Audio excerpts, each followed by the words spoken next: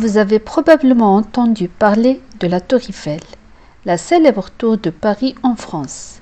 C'est une tour en treillis de fer et c'était la pièce maîtresse de l'exposition universelle de 1889.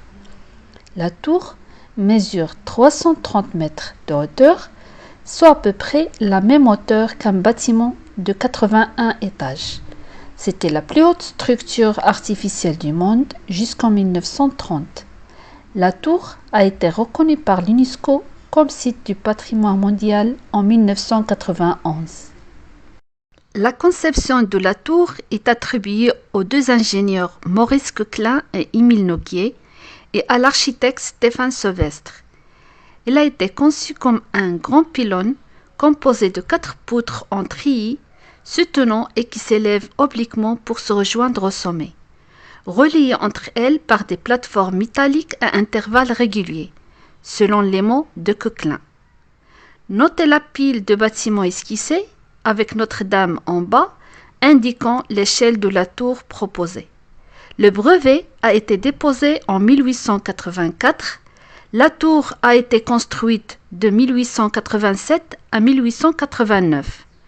Les concepteurs ont travaillé pour la Compagnie des établissements Eiffel, qui est l'entreprise de l'ingénieur Gustave Eiffel, qui a donné son nom à la Tour Eiffel.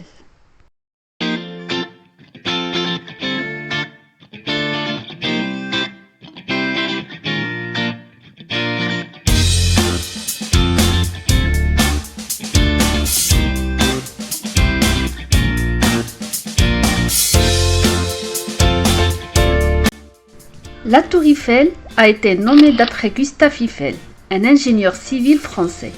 Diplômé de l'École centrale des arts et manufactures de Paris, il s'est fait connaître comme ingénieur de divers ponts pour le réseau ferroviaire français. En 1868, il est cofondateur de la société Eiffel & Company et il commence à travailler dans d'autres pays d'Europe et à l'étranger. En 1881, Eiffel conçoit une structure composée d'un pylône à 4 pieds pour soutenir les tôles en cuivre qui forment le corps de la Statue de la Liberté à New York. La statue entière a été érigée dans l'usine d'Eiffel à Paris avant d'être démontée et expédiée aux États-Unis. La Tour Eiffel est l'œuvre la plus célèbre de Gustave Eiffel. Le 18 septembre 1884, le brevet 164 364 a été déposé. La tour a été construite de 1887 à 1889. Les principaux travaux de cette œuvre sont achevés à la fin du mois de mars 1889. Et le 31 mars, Eiffel a célébré son achèvement en emmenant un groupe de personnes officielles de gouvernement et de représentants de la presse au sommet de la tour. Comme les ascenseurs n'étaient pas encore en fonction, l'ascension s'est faite à pied et il a duré plus d'1 heure. En 1893, Eiffel démissionne de la direction de la Compagnie des établissements Eiffel et son nom disparut du nom de la société.